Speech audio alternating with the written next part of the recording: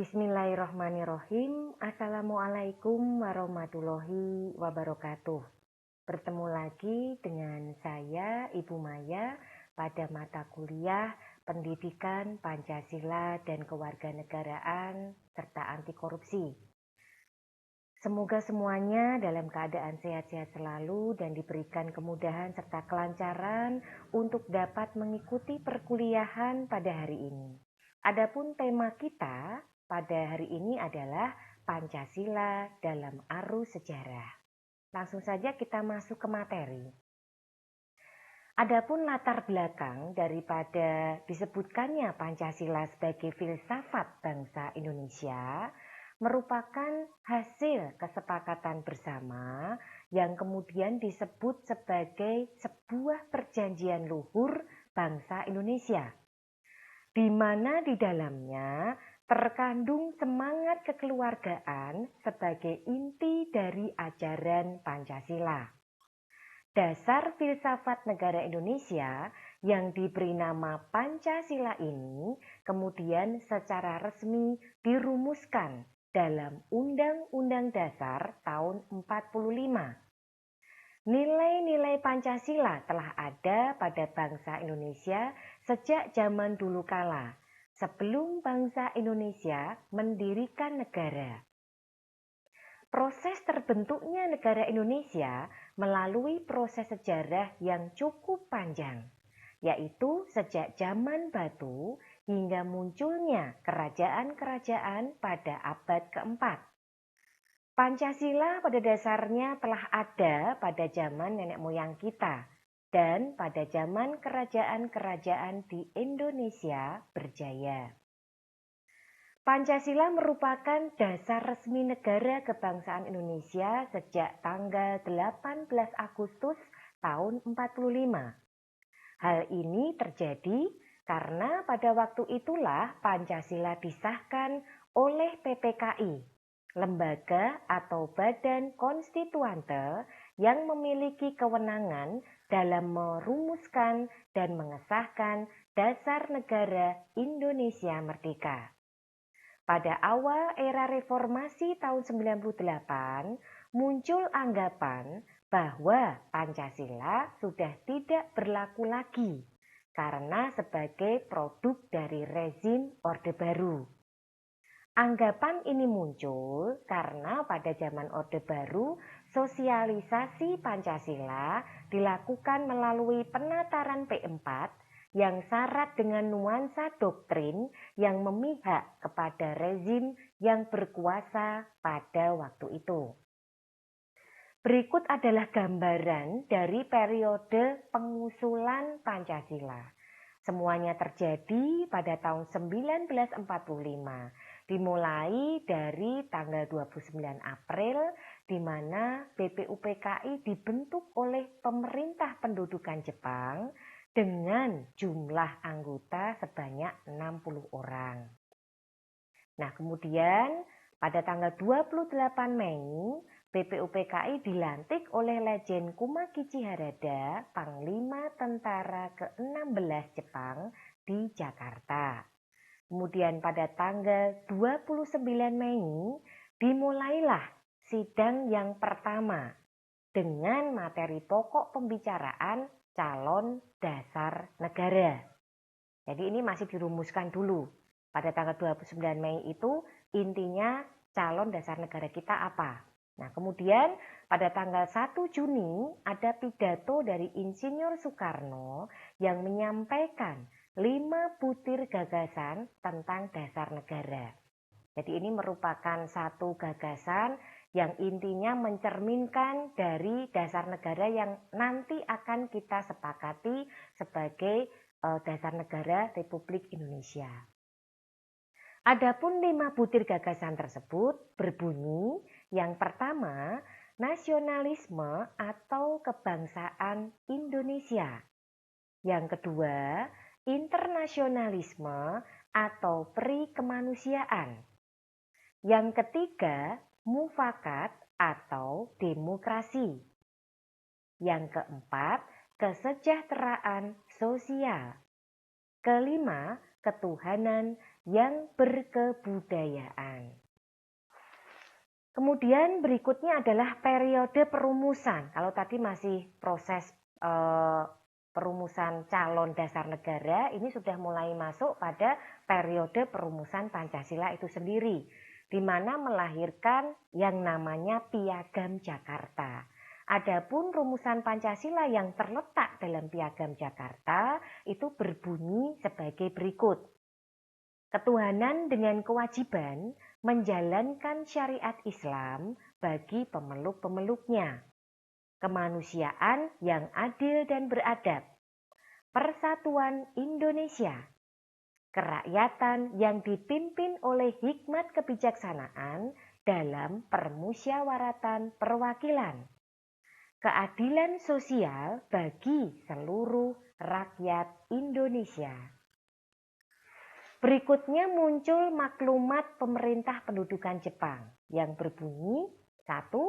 Pertengahan Agustus tahun 45 akan dibentuk PPKI atau Panitia Persiapan Kemerdekaan bagi Indonesia. Yang kedua, panitia itu rencananya akan dilantik pada tanggal 18 Agustus tahun 45 dan mulai bersidang pada tanggal 19 Agustus tahun 45. Yang ketiga, direncanakan pada tanggal 24 Agustus tahun 45 Indonesia akan dimerdekakan. Nah, kemudian pada tanggal 6 dan 9 Agustus dijatuhkannya bom atom di Hiroshima dan Nagasaki. Berikutnya adalah periode pengesahan. Kalau tadi sudah merumuskan, sekarang pengesahannya.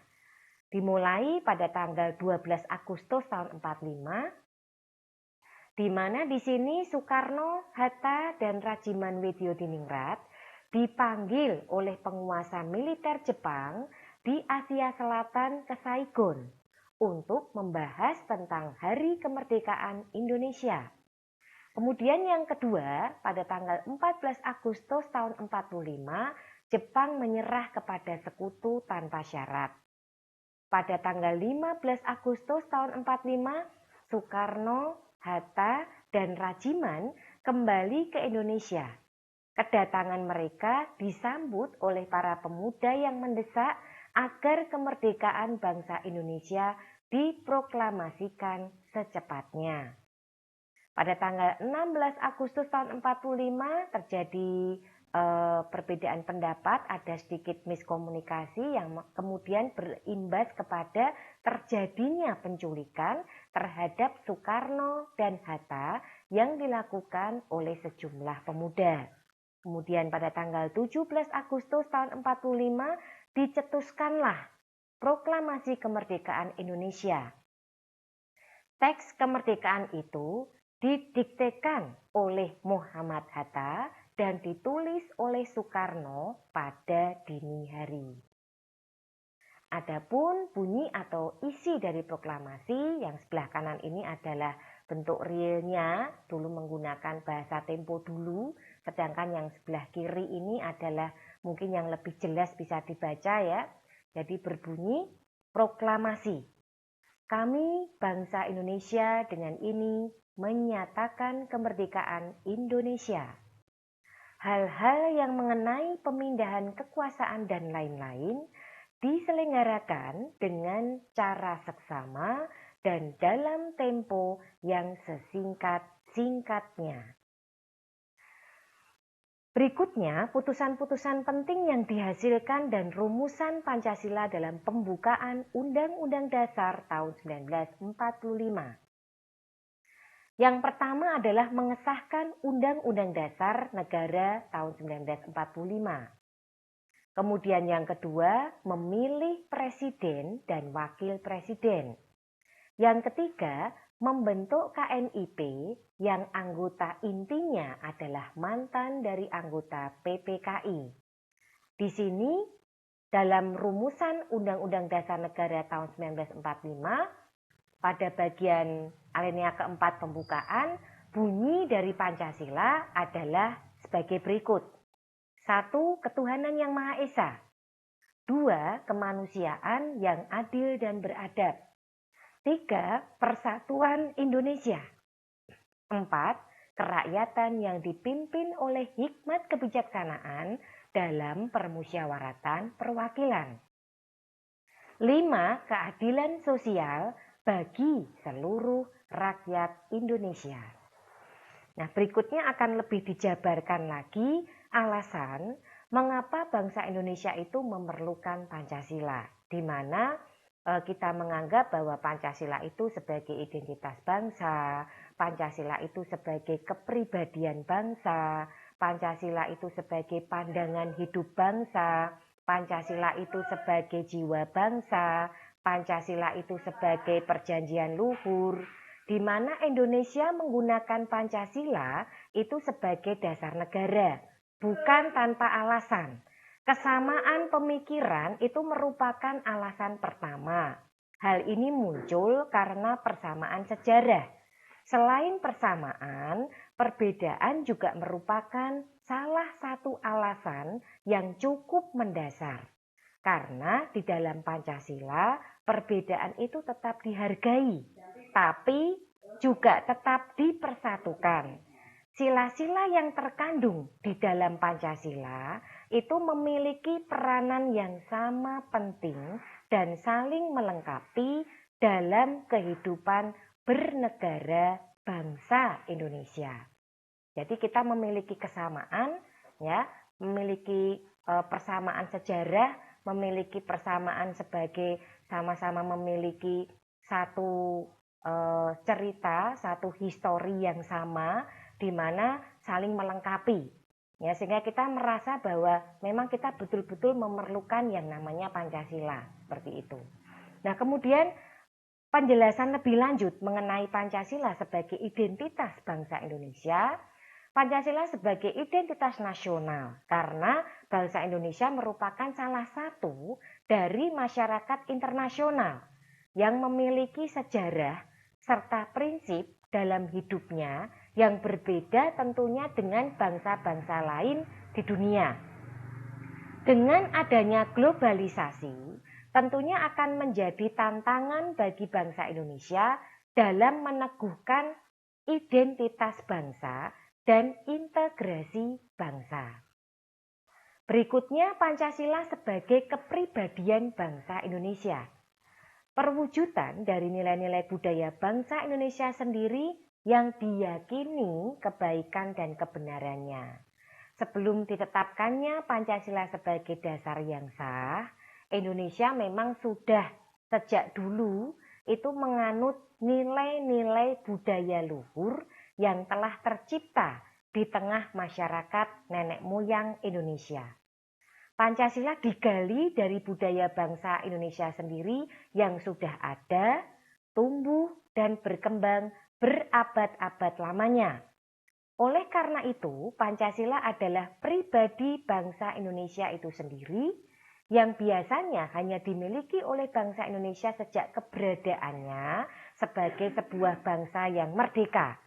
Pancasila merangkum nilai-nilai yang sama yang terkandung dalam adat istiadat, kebudayaan, dan agama yang ada di Indonesia.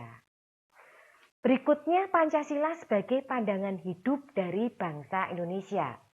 Menjadikan Pancasila ini sebagai pedoman di setiap hal yang kita lakukan.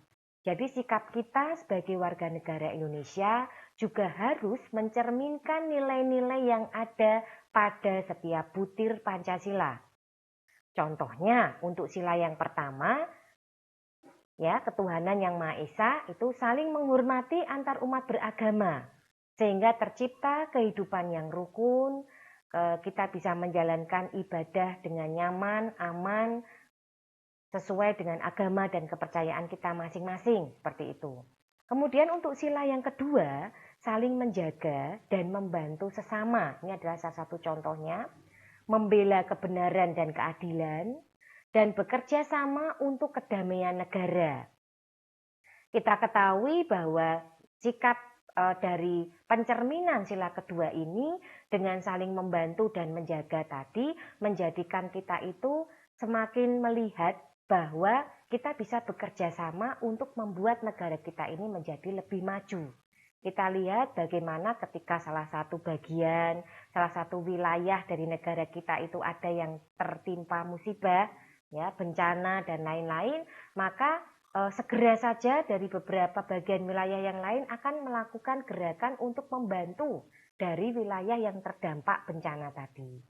Nah, kemudian yang sila ketiga, mempunyai kepribadian yang rela berkorban demi negara Indonesia, mencintai bangsa Indonesia dan tanah air, serta bangga pada negara.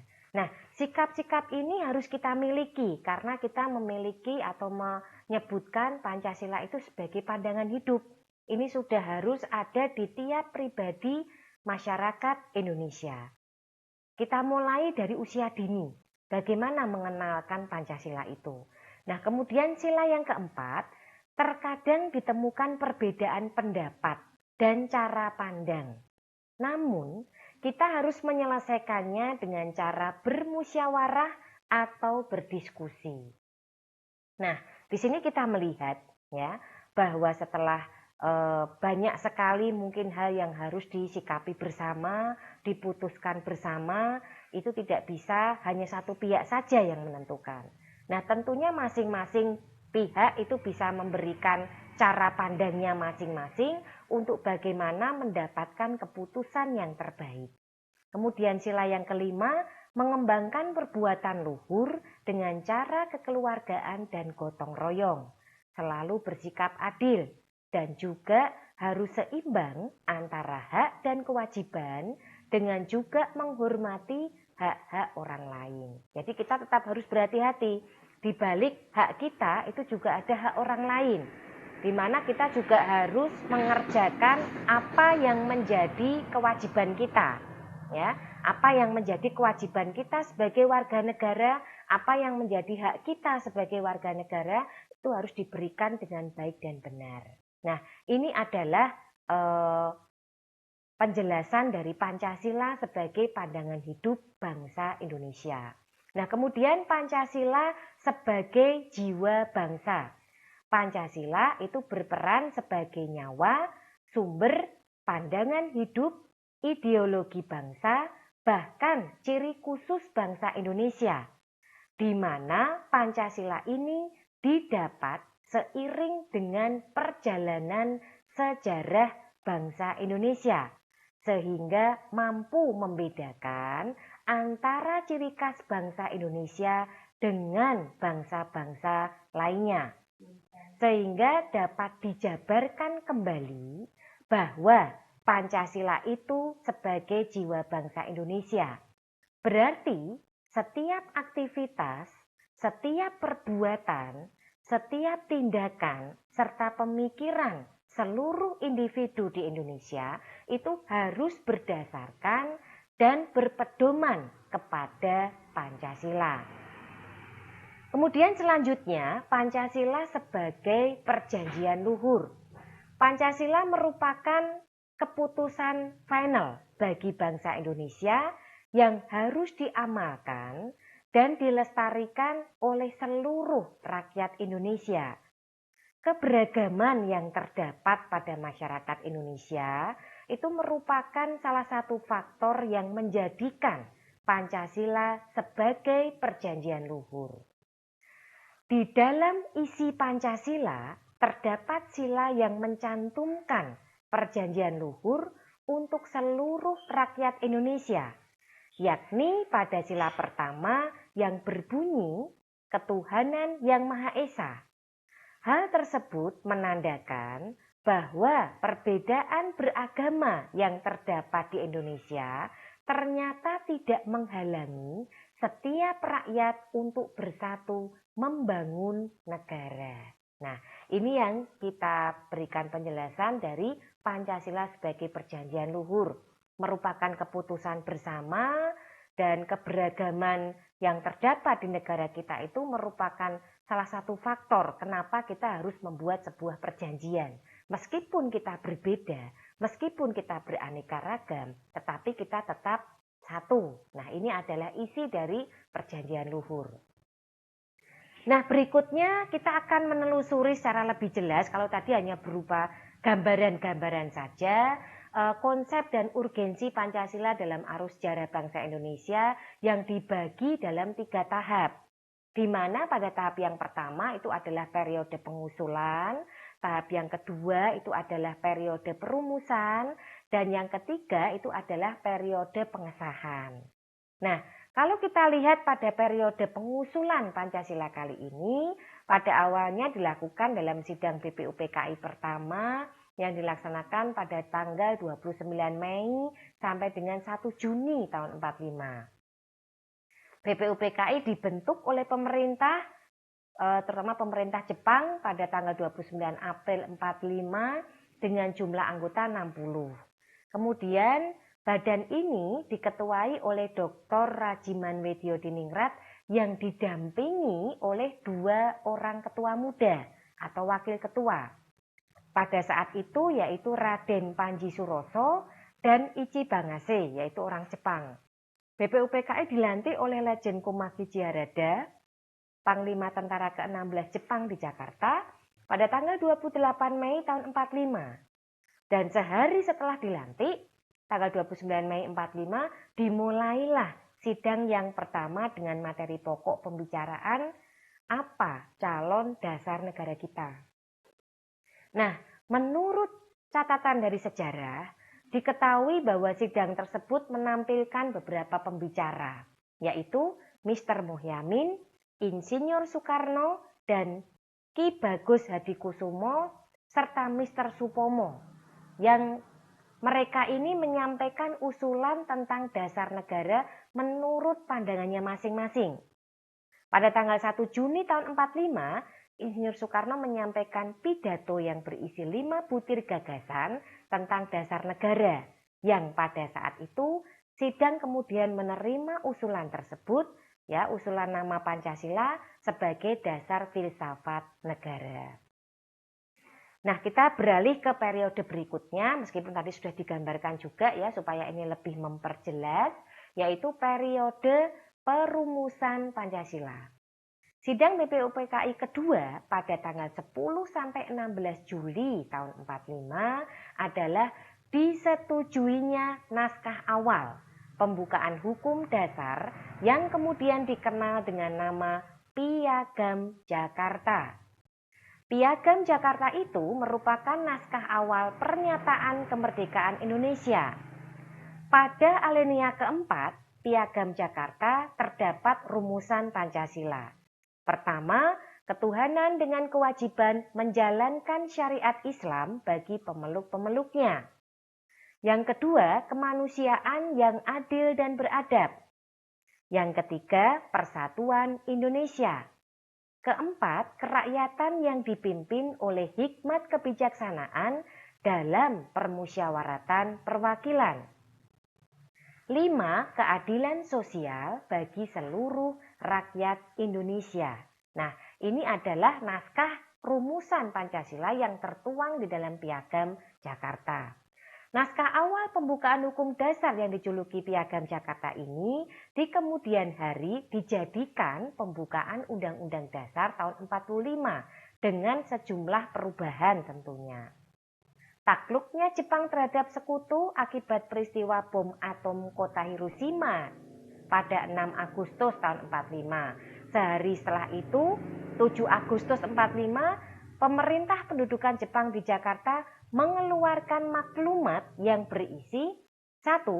Pertengahan Agustus 45 akan dibentuk PPKI atau Panitia Persiapan Kemerdekaan Indonesia. Yang kedua, panitia itu rencananya baru akan dilantik tanggal 18 Agustus dan mulai bersidang 19 Agustus.